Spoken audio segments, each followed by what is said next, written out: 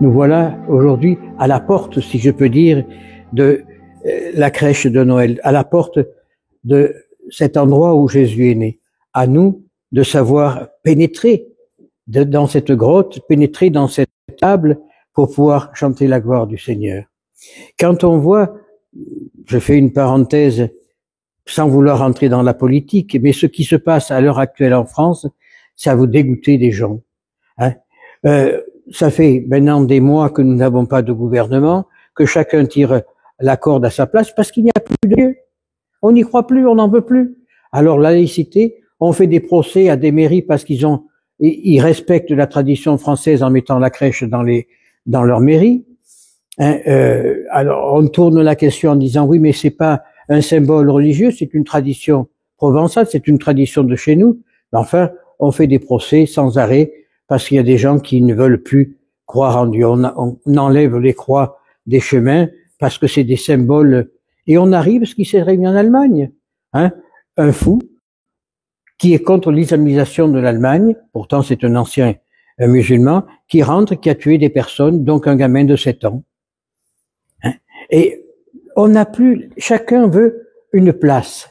Et ça me fait sourire parce que ça me fait penser à l'évangile de ce que la maman d'apôtre, elle dit à Jésus, je voudrais que mes fils soient à ta droite et à ta gauche dans le royaume des cieux. La parole de Jésus, ce n'est pas à moi à donner une place, c'est à mon Père à la donner.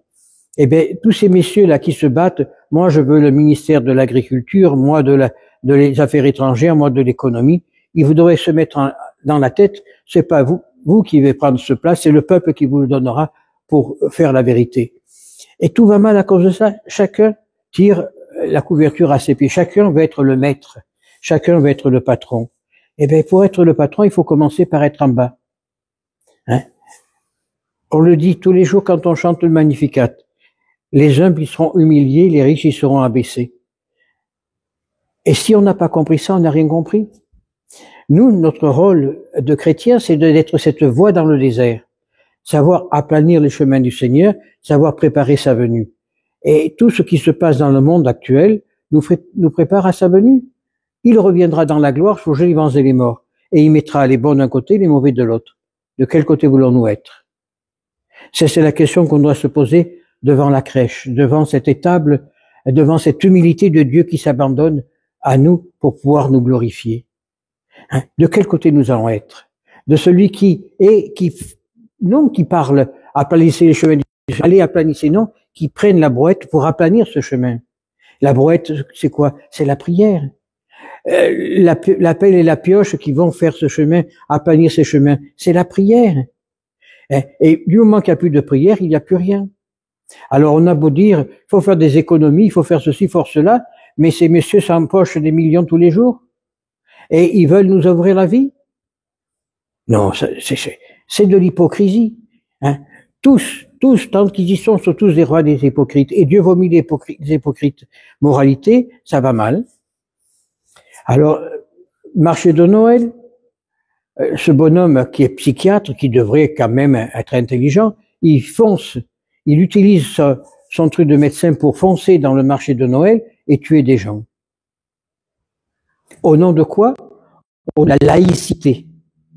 Parce qu'indirectement, c'est ça. On a fait un nouveau Dieu, la laïcité. Et on rejette le vrai Dieu, mais on rejette aussi à travers ça toutes nos traditions. En Provence, que ce soit à Narbonne, à Nîmes ou ailleurs, des procès retentissants parce qu'ils ont eu le malheur de faire la crèche comme on a fait depuis des siècles dans les mairies. Tout ça au nom de quoi? Au nom de la laïcité. Pour ne pas perturber le monde. Mais on le perturbe en faisant tout ça. Et on dépense un argent fou pour faire tout ça. Les juges qui sont en train de juger pour dire qu'il faut démolir la crèche parce que c'est contre la laïcité, ils ont rien d'autre à faire que juger ça. Ils ont rien d'autre à faire que se mettre en évidence pour dire nous défendons la laïcité, nous défendons la République. Mais le général de Gaulle disait une chose très juste. Le général de Gaulle dit la République est laïque, mais la France est chrétienne. Et c'est pareil pour le monde entier. C'est pareil dans le monde entier. On oublie nos origines. On met nos origines à la porte. Mais moralité, en mettant les origines à la porte, on voit, hein, dans le 13e, des gosses, pour une paire de chaussures, ils ont tué un gamin de 7 ans. À coups de couteau pour lui prendre des chaussures. On a enlevé Dieu. On a enlevé Dieu. Il arrive le diable. Et c'est dans tout pareil. Aux États-Unis encore, un gamin de 6 ou 7 ans, il a massacré une collège.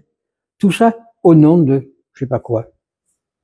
Et si nous ne sommes pas capables de nous reprendre en main, si nous, chrétiens, ne sommes pas capables de nous affirmer comme chrétiens, tout va mal. Tout va mal. C'est notre faute et nous aurons des comptes à rendre. Et le Bergogle est le premier. Hein, il est sur le siège de Pierre et qu'est-ce qu'il fait? Il embrasse le Coran, il reçoit les bouddhistes comme frères dans la foi et tout un tas de stupidités qui nous éloignent de la vérité, qui nous éloignent de Dieu. Alors, Dieu l'a permis. Dieu le permet. Pourquoi? Je ne suis pas dans les secrets de Dieu, mais Dieu le permet pour purifier l'Église, pour purifier tout ce qui se passe dans le monde aujourd'hui. Alors, regardez, il y a des choses qui sont incompréhensibles. Il y a, et le nouveau président des États-Unis va mettre une barrière à ça, heureusement. Mais à Montpellier, un gamin de 6 ou 7 ans a décidé, un homme, a décidé d'être femme. Et ses parents l'ont fait opérer pour qu'il devienne femme. Qu'est-ce qu'un gamin comme ça, c'est quoi de la sexualité? Rien du tout. Mais maintenant, on en fait un taré. On a fait un gamin qui sera perdu toute sa vie. Hein? Alors, c'est la mode, c'est les transgenres, c'est les LGBT et tout ce qui s'ensuit. Ça va contre la nature, ça va contre Dieu. Laissez faire la nature, laissez faire la volonté divine. Hein? Et on reviendra à la vérité, on reviendra à la paix. Que peut-on avoir dans la paix lorsqu'on détruit la nature? Peut-on vivre en harmonie avec le Créateur quand on le déteste? Peut-on vivre en harmonie avec celui qui nous a donné la vie lorsqu'on enlève la vie? On est en train de faire des lois pour qu'à partir de 80 ans, si on est malade, on piqûre et c'est fini. Au revoir et merci. Hein? Non, on va à la contre-courant. Alors commençons à être cette voie dans le désert, à commencer par le baptême de pénitence que nous demande Jean, aller dans le Jourdain. C'est une image, le Jourdain. Mais soyons capables de se demander la purification de nos péchés par le sacrement de pénitence, hein, et de changer de vie pour annoncer le royaume de Dieu et être ses porte-Christ, ses Christophores. Et tous, pas simplement les prêtres, mais tous, par le baptême, nous sommes du super sacerdotal. Tous, par le baptême, nous sommes là pour annoncer l'évangile. Non nous fourvoyer avec les autres, mais vivre notre foi et la partager avec les autres. Si on fait pas ça, on a tout perdu. Alors, on perd nos traditions, on perd le sens de la famille. J'aime bien des images que je vois sur Internet. Moi, quand j'étais gosse, on avait des repas de famille, et Dieu sait qu'on était nombreux, mais on parlait entre nous à table, on s'amusait, on rigolait, les enfants étaient à une table à part, les parents à part, mais il y avait la vie. Maintenant, ils ont tous le téléphone, alors ils correspondent à table avec celui d'en face avec le téléphone. SMS. Il y a plus d'harmonie. Il y a plus d'amour. Il y a plus de coordination les uns entre les autres. Comment voulez-vous faire? Moi, si je ramenais, j'en ai des exemples flagrants, je vois les gens dans la commune, hein.